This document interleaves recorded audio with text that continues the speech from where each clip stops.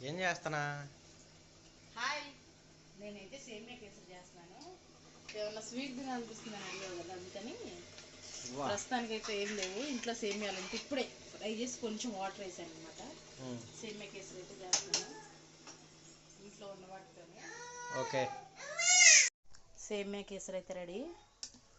తీసుకెళ్ళి అయితే ఇప్పుడు ఇచ్చేద్దాం తనకి.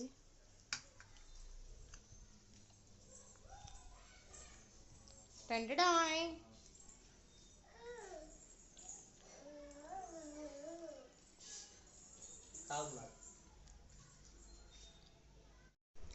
ఎలా ఉంది? చింపేశావు. చింపేస్తానంట. దానికి కూడా అంటబెట్టి కొంచెం.